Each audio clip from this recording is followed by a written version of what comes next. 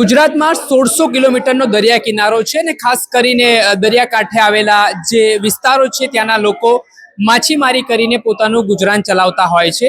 ત્યારે આ માછીમારી કરનારા લોકોને પણ ખ્યાલ નથી હોતો કે તેઓ પોતાના પેટ રળવા માટે પોતાના પરિવારની આજીવિકા માટે જાય છે, પણ તેઓ પાકિસ્તાનની જેલમાં સબડી જાય છે। છેલ્લા 6 વર્ષથી આવી રીતે અલગ અલગ જે માછીમારી કરનાર લોકો દીવના હોય, ગીર સોમનાથના અલગ અલગ જિલ્લાઓના લોકો છે। અંદાજિત ભારત દેશમાંથી 198 લોકો અને ગુજરાતમાંથી 144 લોકો છે તે પાકિસ્તાનની જેલમાં બંધ છે, સબડી રહ્યા છે। આજે એ પરિવારના લોકોમાં ચિંતાનું મોજું ફરી વળ્યું છે કે આજે એમના પરિવારના સભ્યો કેવી હાલતમાં જીવી રહ્યા છે, કેટલાક લોકોના મૃત્યુ પણ થયા છે।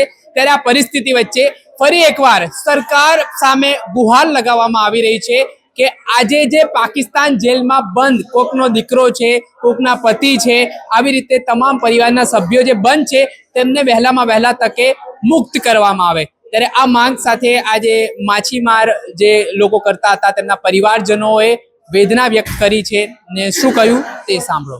મારું નામ જાગૃતિ ભવ્ય સોલંકી છે। અમે દીવથી આવેલા છે।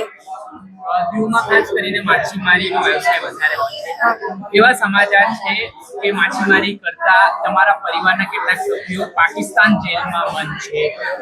કયો એ દિવસ હતો, શું છેલ્લે વાત થઈ હતી જે તમારા પરિવારના લોકો ગયા હતા જેલમાં બંધ, કેટલા વર્ષોથી? મારા દિયર ને માંગરોળની બોટમાંથી ફિશિંગ કરવા માટે ઓખા ગયા હતા। ત્યાં એ લોકોનું બોટનું મશીન બંધ થઈ ગયું ને લોકોને પાકિસ્તાન લેવી આવી રહી હતી। લોકોને ત્યારે ખબર પડી કે પાકિસ્તાન લેવી આવે છે। પહેલા એ લોકોને એવું હતું કે ભારતની લેવી છે, પણ જ્યારે નજીક આવી ત્યારે ખબર પડી કે પાકિસ્તાનની લેવી આવેલી છે। ત્યારે એ લોકોને અમીને લાસ્ટ ફોન આવેલો કે અમીને પાકિસ્તાનની લેવી પકડાઈ ગયા સામે। ત્યારે અમને ખબર પડી કે એ લોકો પાકિસ્તાનની જેલમાં પકડાયેલા છે। 2021। હા, 5 વર્ષથી કોઈ સંવાદ, કોઈ કોન્ટેક્ટ ના, ત્યારનો કોઈ ફોન નથી, કોઈ મેસેજ નથી, કોઈ કાગળ પણ નથી। હાલ એમની શું સ્થિતિ છે? એમની તબિયત અમને કાંઈ ખબર નથી। એની મગજની દવા પણ ચાલુ છે। એ પહેલી વાર જ ફિશિંગ જયેલો છે, એટલે ક્યારેક ગયા હતા નહીં, પહેલી વાર ફિશિંગ જયેલો છે, પહેલી વાર જ જયેલા છે। કારણ કે અમારી પરિસ્થિતિ નબળીના કારણે મારા સાસુએ એને કમાવા માટે મોકલેલા હતા। જે લોકો જેલમાં બંધ છે તમારા ઘરથી, એના નામ જણાવશો ને કેટલા વર્ષની એમની ઉંમર હતી? મારા દેરની હાલમાં હિરણ સગન સોલંકી છે, એની ઉંમર છે અત્યારે 40 વર્ષ થવા આવ્યા છે। એક મારા કાકાજી સસરાનો છોકરો છે, એના તો વિશાલ રામજી સોલંકી, એના તો ત્યારે જ લગ્ન થયા હતા, 6 મહિના જ થયા હતા અને પકડાઈ ગયા છે। પછી એક બીજા છે મારા મોટાજી સસરાનો છોકરો મોહન દેવા સોલંકી, તે પણ પકડાયેલા છે। એક બીજા મારા જી કાકાજી સસરાનો હારો છે એ પણ પકડાયેલો છે, એનો પણ થોડોક મગજનો પ્રોબ્લેમ છે। તો આ જે પરિસ્થિતિ છે, આજે તમે એ પરિવારમાંથી આવો છો, તમારા ઘરે આટલા મેમ્બરો પકડાયા છે, શું વેદના હોય છે, પીડા હોય છે, પ્રસંગો સમય હોય ત્યારે ઘરમાં શું સ્થિતિ હોય? પકડાઈ ગયા ને મારા દિયર પકડાઈ ગયા, તવાના મારા સાસુ બીમાર રહેતા હતા। એ લોકોને બહુ એમ કે પહેલી વાર જયેલા છે ને મગજની દવા ચાલુ છે ને પકડાઈ ગયા તો અહીંયા એને કોણ દવા કરાવશે, અહીંયા કેવી રીતના કોણ હાસવશે, બહુ ચિંતા કરતા હતા। હાલમાં મારા સાસુ અત્યારે ઓફ થયેલા છે। એ લોકોને મારા દિયરને અહીંયા ખબર નથી કે મારા મમ્મી અહીંયા ડેથ થઈ ગયા, એ લોકોને તો અહીંયા કંઈ સમાચાર પહોંચતા નથી। હાલમાં મારા સસરા એક જ કમાવાળા છે મારા ઘરમાં, એ પણ એ લોકો 60 વર્ષ ઉપરના છે, એ લોકોની ઉંમર થઈ ગઈ। હવે એ લોકો કમાવા જાય પણ બીમાર પડે પછી એને દવા માટે પણ અમારે પૈસા, કારણ કે કોઈ કમાવાનું નથી ઘરમાં। હું એક કમાવું છું તો મારી 2 છોકરીનું પાલન પોષણ કરું છું।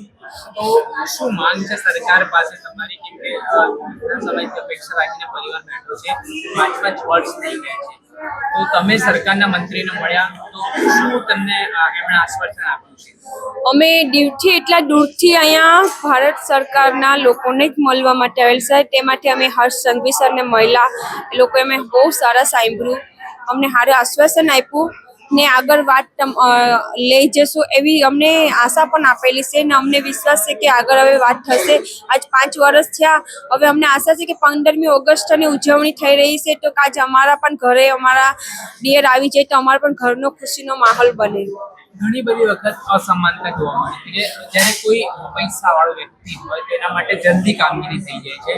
આ જે ગરીબ વર્ગ છે તેના માટે સરકાર સાંભળતી નથી. તમને લાગે છે આવું ક્યારેક એવું તમે અહેસાસ કરો છો અન્યાય જેવું? નહીં, અમારે ગામમાં પણ છે બધા મોટા મોટા લોકો. એક સગનભાઈ છે તે એ લોકો અમારે બહેનોને બધા ફરિયાદ સાંભળે છે ને બધા બહેનોને બધા મંત્રી સાથે બધા બીજા જે મોટા મોટા અહીંયા આપણે જે ભારત સરકારમાં જે જોડાયેલા છે તે લોકોને વાત કરે છે કે અમારા લોકોને છોડાવવા માટે. અમે તો એક જ પ્રાર્થના કરીએ છીએ કે જ્યારે અમે ભારત સરકારને વોટ આપીએ છીએ ત્યારે તમે માણસોની ગણતરી પણ કરો છો. આજ પાકિસ્તાનમાં આપણા એટલા ભાઈઓ પકડાયેલા છે, 198 લોકો પકડાયેલા છે, તો તમને એની વોટની જરૂર નથી. તમને એ લોકોની ચિંતા નથી કે આજ આપણા દેશને આપણે આઝાદીની ઉજવણી કરી રહ્યા છે, તો આપણે જરાક તો વિચાર કરો દેશના લોકોને કે આપણા ભાઈઓ એટલા પકડાયેલા છે, તો હાલો એટલા વર્ષ થયા, 5 વર્ષ થયા, તો હાલો એને ચોરાવીએ.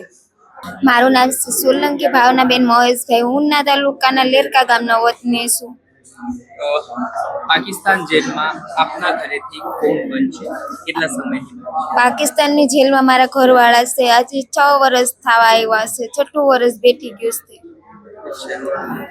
ક્યાં માછીમારી કરવા માટે ગયા? ઓખા બંદરવેથી બોટ નીકળી ફિશિંગ. ક્યાંથી પકડાણા એ મને નથી ખબર. ક્યારે તમને જાણકારી મળી? અમને 2 દિવસ પછી ખબર પડી કે પાકિસ્તાન આ બોટ પકડાઈ ગઈ. એ પણ અરસપરસ બોટવાળા ત્યાં ખબર પડી, એને પછી ઘરે આવીને વાત કરી એટલે અમને ખબર પડી. ઘરમાં કોણ? ઘરમાં 2 છોકરા છે, મારા સસરા છે ને હું છે. બીજું આગળ પાછળ કોઈ નથી. માછીમારી ઉપર ગુજરાન ચાલતું? હા, એક ઉપર જ અમારે ગુજરાન ચાલતું હતું. તો એ પણ પાકિસ્તાનની જેલમાં 5 વર્ષથી છે. નાનો છોકરો છે એ મારો 5 વર્ષનો થયો. જ્યારે પકડાણા ત્યારે 5 જ મહિનાનો હતો. ત્યારથી પકડાઈ ગયા. બાળકોનું શું કહેવું છે જ્યારે તહેવાર હોય છે પપ્પાને યાદ કરતા હોય? સ્વભાવ છે ઘરમાં પ્રસંગ હોય તો એવો માહોલ હોય ત્યારે પપ્પાની યાદ થાય, કોઈ ના હોય તો ખોટ એમની વર્તા કરે. તો કઈ રીતે તમને બાળકો શું કહે છે, શું એમની રજૂઆત હોય છે? જ્યારે તહેવાર આવે તો ત્યારે એવું કહે છે, મમ્મી મારા પપ્પા પણ વહેલા આવી જાય ને તો આપણે પણ ફરવા માટે જઈએ છીએ. બધાના બાળકોને ફરવા લઈ જાય તો છોકરા જોઈ ને પપ્પાની યાદ કરીને 2 ભાઈઓ રોડે ઘરે કે વહેલે તો કે ઘરે આવી જાય. મને મજા ન રહેતી હોય તો બાળકો એમ કે મમ્મી મારા પપ્પા હોય તો આપણે કામીને આપીએ ને ખવડાવીએ ને, તો અમને મજા નથી તો આપણે કોઈ પણ કામીને આપે તેવી પોઝિશન જ નથી. એવી રીતના કહીને રોડે. અમુક ટાણે અમારા ઘરની અંદર પૈસા ન હોય, અમુક ટાણે કપડાં લેવાની પોઝિશન ન હોય, બાળકોને ભણાવવા માટેની પણ પોઝિશન નથી અમારે, કેમ કે કોઈ કામમાં વાળું છે જ નહીં. તો જે પરિસ્થિતિ નિર્માણ થઈ છે 6 વર્ષથી કોઈ સંવાદ પત્ર થતો કોઈ વસ્તુ નહીં. જ્યારે બોટ ફિશિંગ હોય ત્યારે ફોનમાં વાત કરીને એ જ, પછી કાંઈ ફોન નહીં કે કોઈ પત્ર નહીં. અમને ખબર જ નથી કે કઈ દુનિયામાં છે એમ. પહેલા જ્યારે પકડાયા નહોતા એ કેટલા સમયમાં ઘરે આવતા હતા? ત્યારે 18 દિવસ થાય ને તો બોટ કાંઠે આવી જતી. 18 દિવસે તેમનો ફોન આવી જ જતો કે હું આવી ગયો છે ફિશિંગ કરીને. 6 વર્ષથી તો કોઈ સમાચાર જ નથી, નહીં પત્ર નહીં ફોન કે કોઈ વસ્તુ નહીં. હજી તમને ખબર છે કે એમની શું હાલત છે? કાંઈ વસ્તુ નથી. અમને જીવે છે કે અત્યારે શું પરિસ્થિતિ? કોઈ ખબર જ નથી કે જીવે છે કે આ દુનિયામાં છે કે જમવાનું મળે છે કે નથી મળતું, બીમાર છે કે હાજા છે, અમને કોઈ વસ્તુની ખબર જ નથી. શું માંગ છે સરકારને? અમારી સરકાર પાસે તો એટલી જ માંગ છે કે તમે વહેલી તકે પાકિસ્તાનથી છોડાવીને આપણા ઇન્ડિયામાં લાવી આપો. અમે આવો તો શું ગુનો કર્યો છે કે પાકિસ્તાનની જેલમાં 6 વર્ષથી આપણા માસીમારો ઓલવાઈને બેઠા છે. તો આજે આખો ઘટનાક્રમ બન્યો, તમારા સુધી આ સમાચાર પહોંચ્યા, કેટલા સમયથી તમે આવી રીતે અપેક્ષા લઈને સરકાર પાસે કે આજે આવશે કાલે આવશે? આવી અપેક્ષા તો અમે ઘણી વાર લઈને ગાંધીનગર આવીએ છીએ, વેરાવળ જઈએ છીએ, આજે અમે અમદાવાદ આવ્યા છીએ, પણ અત્યાર લગી કોઈ સરકાર અમારી સ્વીકારતા જ નથી અરજી. આ વખતે અમને એસભાઈ સંઘવીએ કીધું કે અમે આગળ કાર્યવાહી કરીને વહેલી તકે પાકિસ્તાનથી છોડાવીને લાવી આપશું. અમને એટલી તો આશા છે અમારા ભારતની સરકાર ઉપર કે અમારું પણ ત્યાં દાન દઈ ને વહેલી તકે છોડાવીને ઘરે લાવે. તમને યાદ આવે? યાદ તો આવે છે જ ને. ઘરની પોઝિશન જ એવી ખરાબ છે કે હું કામ હું તો ઘરની અંદર ખાવાનું બને, બાકી નો કામમાં જાઉં તો કોઈ વસ્તુ ન બને, કેમ કે હું આખો દિવસ ગળદી ઉપાડવા જાઉં. એમાં પાછી મારી તબિયત સારી નથી રહેતી, મને બીપી લો હાલ તે થઈ જાય. એમાં તમારા બાજુ રોજગારીનો અભાવ છે. કઈ રોજગારી? ના રોજગારી બીજું કોઈ અત્યારે રોજગારી મળતી નથી અમને. બહુ તો ગળદી ને ક્યાં ખેતરમાં દાડીએ જાય તો અમને 250 રૂપિયા દાડી આપે. એમાં તો બાળકોને પણ પાછું ઘરે કોઈ રાખવા વાળું નથી, આજુબાજુ વાળા પાસે મૂકીને હું કામે જાઉં. મારું નામ રાઠોડ જિગ્નેશ છે. ક્યાંથી આવ્યા? ઉનાથી આવું છું. શું કહેશો? તમારા પપ્પા પાકિસ્તાન જેલમાં બંધ છે, માછીમારી માટે ગયા હતા, પરિવારના પેટ માટે, ગુજરાન માટે ગયા હતા. કેટલા સમયથી ગયા? મારા પપ્પા 12 તારીખ 10મા મહિના 2021માં પકડાઈ ગયા હતા. આજે 5 વર્ષ થઈ ગયા છે, પણ કોઈ એના સમાચાર નથી, કેમ કે કોરોના ટાઈમથી જે પત્ર વ્યવહાર ટપાલ આવતી તે પણ બંધ થઈ ગઈ છે. એટલે અહીંથી ત્યાં કોઈ મેસેજ નથી જતો કે ત્યાંથી અહીંયા નથી આવતો મેસેજ. ઘરમાં કેટલા લોકો? ઘરમાં એક બેન ને અમે 2 ભાઈ ને મમ્મી છે. તો આ સમાચાર તમને લોકોને ક્યારે મળ્યા કે આવી રીતે? કેમ કે અવારનવાર એ માછીમારી કરવા માટે જતા હતા, પણ અચાનક આ પકડી જવાના મેસેજ તમારા સુધી કેવી રીતે પહોંચ્યા? મને લાસ્ટ અમને કોલ આવ્યો હતો મારા પપ્પાનો કે અમે હવે ફિશિંગ કરવા માટે જઈએ છીએ દરિયામાં. ત્યારે વાત થઈ હતી. એના 2 દિવસ પછી કોઈ કોન્ટેક નહોતો થયો, એટલે 10 દિવસ પછી કોઈ કોન્ટેક ન થયો. એટલે કેમ કે મિનિમમ 15 દિવસમાં બોટ આવી જાય છે કાંઠે ફિશિંગ કરીને, પણ ન આવી. એટલે અમે સેટને કોન્ટેક કર્યો તો કે હજી કંઈ સમાચાર નથી. પછી 15 દિવસ પછી ન્યૂઝ દ્વારા ટીવીમાં હેડલાઇન લખેલી આવી કે 6 ખલાસી સાથે એક બોટ પકડાઈ ગઈ છે. ત્યારબાદ અમને કન્ફર્મ કર્યું. 10 દિવસ ગયા. એમ 1 મંથ પછી ખબર પડી કે મારા પપ્પા પાકિસ્તાન બોર્ડર ક્રોસ કરી ગયા છે. તમે ક્યારે પપ્પા સાથે ગયા છો બોટિંગમાં આવી રીતે જ્યારે ફિશરીઝ? નહીં, હું સ્ટડી કરતો. સ્ટડી શું ભણો છો? નહીં, હવે અત્યારે તો છોડી દીધું છે પપ્પા પકડાઈ ગયા પછી. અત્યારે હું જોબ કરું છું. તો જ્યારે પરિવારનો આધારસ્તંભ જતો રહે ઘરેથી, અત્યારે એની હાજરી નથી, એ પરિવારની વેદના શું, પીડા શું? વેદના તો ઘણી હોઈ શકે સાહેબ. તમે સમજો છો કે એક પપ્પા ન હોય તો ઘર ચલાવવું બહુ અઘરું પડી જાય છે. શું માંગ છે આપની? કેમ કે કાલે ગાંધીનગર સુધી હર્ષ સંઘવી સાહેબને કાલે મુલાકાત કરી, એણે સારો રિસ્પોન્સ આપ્યો કે અમે આ મુદ્દા ઉપર PM સાહેબને વાત કરીશું અને જેમ બની શકે તેમ વહેલા. પણ અમને આશા છે કે જો વહેલા છૂટી જાય તો વધારે સારું, કેમ કે 5 વર્ષ થઈ ગયા ને સજા એ લોકોની ક્યારની પૂરી થઈ ગઈ છે. તો હજી સુધી શા માટે એને છોડવામાં દે? તમે સમજો કે કોઈ સ્ટુડન્ટ કે કોઈ NRI વિદેશમાં જ્યારે જોબ કરતો હોય કે સ્ટડી કરતો હોય તો ત્યાંની પરિસ્થિતિ ખરાબ થાય તો ગવર્મેન્ટ સ્પેશિયલ ફ્લાઇટ મોકલીને તેને ઇન્ડિયા લઈ આવે છે ઇમરજન્સીમાં તાત્કાલિક. તો આ લોકોને 5 વર્ષ થયા છે, શા માટે? અમે નથી કહેતા કે એને ફ્લાઇટથી લાવો, એને બાય ટ્રેનથી લાવો, અમને ખાલી એને ભારત લાવો. પ્રધાનમંત્રી ને શું કહેશો? કેમ કે દર વખતે લોકો માટેની વાત કરતા હોય છે જાહેર મંચ પરથી, એમને શું મેસેજ ગુજરાતી તરીકે તમે પહોંચાડશો? એમને એ જ મેસેજ, કેમ કે એ પણ ગુજરાતી છે વડાપ્રધાન સાહેબ પણ, તો એ પણ સમજી શકે છે કે એક નાના માણસની પરિસ્થિતિ શું હોય છે, એક માછીમારની પરિસ્થિતિ શું હોય છે, અને ઘરમાં જો કોઈ મોટું ન હોય તો ઘરની પરિસ્થિતિ કઈ બની શકે છે. તો એને એટલું જ કહેવા માંગુ છે કે બને તેટલી વહેલા છોડી આપો બધા ભારતીયોને. ક્યારે માછીમારી કરવા ગયા હતા? કેટલા સમયથી જેલમાં બંધ? એ આ 5મો વરા બેઠ હાલે 5 વરા પાકા થયા અમારા માણસોની. 5 વરા પાકા થયા તો હજી લગન અમારા માણસો કઈ છૂટા થયા નથી ભાઈ. કેટલા લોકો હતા? અમારા 10 જણા છે. હજી જેલમાં? આ જેલમાં છે. અમારા સારો બનેવી ભેગા છે. વાત થાય હતી? નહીં, કઈ વાત થાય નહીં. વાત ની કઈ સીટી ની કઈ વાત થાય જ નહીં. તો વાત ચીજ પણ કઈ થાય નહીં. કપિલભાઈ જોડે છેલ્લી વાત ક્યારે થઈ હતી તમારી? એ બા લોન્ટી પછી નીકળો, દરિયામાં નીકળો ત્યારે વાત થાય. પછી વાત જ શું થઈ કીધું એણે? કે મમ્મી અમે જઈએ જ કે લો દરિયામાં હવે જામ્સ કે હું ને હવે તું કઈ ચિંતા કરતી નહીં, એવી રીતનું મને કીધું ને. પછી તમને સમાચાર કઈ રીતે મળ્યા કે એ જેલમાં બંધ? અમને સમાચાર એમ મળ્યા કે જાણે આજુબાજુની બોટો હોય ગયો એને સમાચાર કીધા કે તમારી બોટું પકડાઈ ગયું. કપિલભાઈ પરણિત હતા? એ પરણિત હતા? ના, વારા છે સાહેબ. મારા તે 22 કેટલા વર્ષના હતા? 22-23 વર્ષનો છે. આજે પરિવાર શું માંગી રહ્યો છે? શું અમીને વાત છે? માંગે સમીને અમારા માણસો સમી માંગે બીજું કઈ માંગતા નથી. અમે કઈ સરકાર પર કે કઈ માંગતા નથી. અમારા માણસોને અમને રજૂ કરી અમીને રજૂ કરી અમારા માણસ સમીને જોઈએ અમારી પીઠી. મારું નામ ભરતભાઈ કામડિયા, ગીર સોમનાથ ઉના રાજપરા વિલેજ પ્રેસિડેન્ટ અને મત્સ્ય ઉદ્યોગ સેવા સહકારી મંડળીના હાલમાં પ્રમુખ છે. એપીપીઓ જે માછીમારોના સંગઠનો માટે અમે કામ કરતી સંસ્થા છે અમારી. અને માછીમારોના પ્રશ્નો માટે અમે પાકિસ્તાનના પ્રશ્નો હોય કે માછીમારોને સરકારની કલ્યાણકારી યોજનાઓનો લાભ દેવાનો હોય, એના માટે અમારા સંગઠનની અંદર અત્યારે 526 ભાઈઓ બહેનો સંગઠનમાં છે.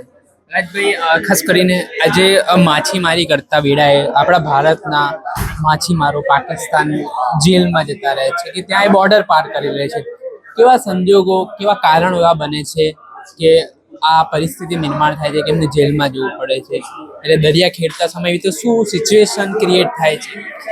હાલમાં આપણા જે માછીમારો પાકિસ્તાન જેલમાં છે, ગુજરાતના 144 અને પૂરા ઇન્ડિયાના થઈને 198 ની આજુબાજુ. જેવી રીતના ભારત પાકિસ્તાનની બોર્ડર હોય છે એવી સમુદ્રની અંદર કોઈ સીમા નથી હોતી, જે નોટિકલ માઇલ સુધી હોય, અને ત્યાં કોઈ વાડ નથી હોતી, તારની વાડ કે કોઈ બોર્ડર નથી હોતી. એને કારણે અનએજ્યુકેટેડ માછીમારો છે, ભણેલા માછીમારો નથી હોતા, અને માછીમારોને ટેકનોલોજીની પણ ખબર નથી, જીપીએસ યુઝ પણ કરતા નથી આવડતું.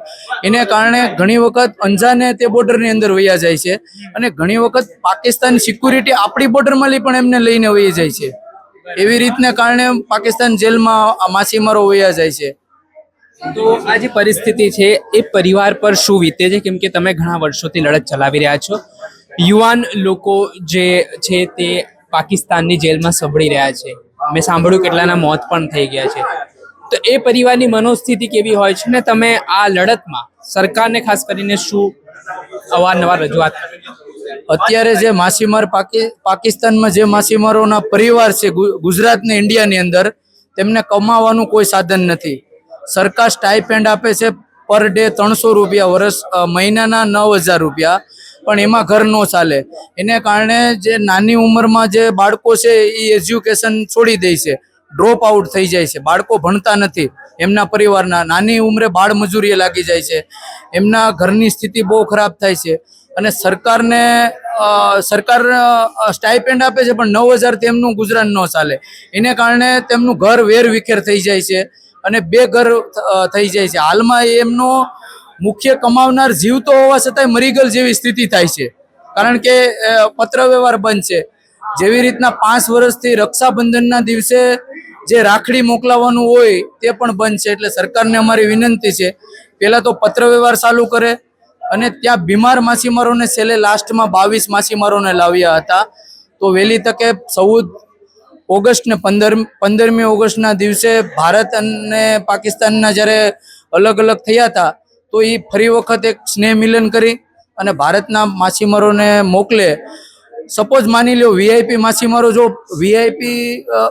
વીઆઈપી લોકો પકડાયા હોય અથવા પ્લેન કોઈ ક્રેશ કરીને લઈ ગયા હોય, ત્રાસવાદીઓ, તો સરકાર કેમ તાત્કાલિક મુવમેન્ટમાં આવે છે? આ ગરીબ માછીમારો છે એના માટે કોઈ અવાજ નથી ઉઠાવતું. માત્ર થોડા ઘણા સંગઠનો માછીમારોના અનેક સંગઠનો છે ભાઈ, પણ કોઈ આ પાકિસ્તાનમાં પકડાયેલા ગરીબ માછીમારો માટે કોઈ અવાજ નથી ઉઠાવતું. રહી વાત મીડિયાની, મીડિયા સિવાય અમારો કોઈ અવાજ નથી ઉઠાવતો. અમે દરેક મીડિયાને એક વિનંતી કરીએ છીએ કે તમે જ અમારો અવાજ બની અને સરકાર, પ્રાઇમ મિનિસ્ટર પાસે અમારો અવાજ પહોંચાડો. આ મીડિયા સિવાય અમારો કોઈ ઉદ્ધાર નથી. આવી મારી એક વ્યક્તિગત વિનંતી છે. ગૃહમંત્રીએ શું આશ્વાસન આપ્યું? તમે ગાંધીનગર રજૂઆત કરવા માટે ગયા ને તમે રજૂઆત પણ કરી કે વહેલામાં વહેલા તકે છોડવામાં આવે. પાકિસ્તાનની હાલ સ્થિતિ એવી છે કે દુશ્મન દેશમાં તેની ગણના થાય છે. તો આ પરિસ્થિતિ વચ્ચે શું વાત થઈ છે? કાલે અમે ગૃહમંત્રી સાથે 4 બહેનો અને 2 ભાઈઓ સાથે 6 જણા અમે ગૃહમંત્રીને મળવા ગયા. અમને ગૃહમંત્રીએ પૂરેપૂરા સાંભળ્યા. અત્યાર સુધી અમે ગૃહમંત્રીને નહોતા મળવા જતા, કેબિનેટ મિનિસ્ટર જીતુભાઈને મળવા જતા હતા, પણ જીતુભાઈનો આ વિષય જ નથી. ફિશરીઝ મિનિસ્ટર ખરા, પણ માછીમાર તે નથી. એટલે માછીમારની વેદના લાગણી જીતુભાઈને ખબર નથી. એટલે સરકારને મારી વિનંતી છે કે કોઈ માછીમારના મિનિસ્ટર બનાવવા જોઈએ, માછીમારે MLA દરિયાકાંઠાના મિનિસ્ટર બનાવવા જોઈએ. હર્ષભાઈનો વિષય ન હોવા છતાં, નાયબ મિનિસ્ટરનો વિષય ન હોવા છતાં અમને પૂરેપૂરા સાંભળ્યા, પૂરેપૂરો આશ્વાસન આપ્યું. અને એમણે એમના તોમર મેડમ કરીને છે IAS અધિકારી, એમની પાસે અમને 3 કલાક બેસાડ્યા, વ્યવસ્થિત ડ્રાફ્ટિંગ કરાવ્યું, પ્રેઝન્ટેશન કર્યું. અને એમણે એવું કીધું કે અમે વિદેશ મંત્રીને હું ટૂંક સમયમાં મળવા જાય. એટલે અમને હર્ષ સંઘવી સાહેબ ઉપર પૂરો ભરોસો છે કે અમારો આ પ્રશ્નને 100% મિનિસ્ટર, પ્રાઇમ મિનિસ્ટર અને વિદેશ મંત્રી સાથે વાત કરી અને વહેલી તકે મૂકશે. જે આપણે સાંભળ્યા હતા માછીમારી કરવા ગયેલા જે લોકો હતા તેમના પરિવારજનો. આંખમાં આંસુ છે, શબ્દોમાં વેદના છે અને સરકાર પાસે અપેક્ષા છે કે સરકાર આમાં કોઈક રસ્તો કાઢશે, તેમને છોડાવીને લાવશે. ને પાકિસ્તાન અને ભારતના સંબંધોની જો વાત કરીએ તો સંબંધો ઘણા વણસેલા છે, ઘણી ખરાબ પરિસ્થિતિ છે, પરંતુ આ વચ્ચે એટલે આટલા 6 વર્ષ સુધી જેટલો સમયગાળો છે તે જોવા મળી રહ્યો છે. અને આ પરિસ્થિતિને લઈને આ માછીમારોના પરિવારજનો પોતાના સ્વજનો માટે જે રાહ જોઈને બેઠા છે, ક્યારે તેમના સ્વજનો જેલમાંથી છૂટશે અને પરત પોતાના વતન ફરશે તે આવનારા સમયમાં ખબર પડશે. દર્શક મિત્ર, આવા જ વિડીયો જોવા માટે નવજીવન ન્યૂઝ જોતા રહો, લાઈક કરો અને વધુમાં વધુ શેર. વૈષ્ણવજન તો તેને કહીએ જે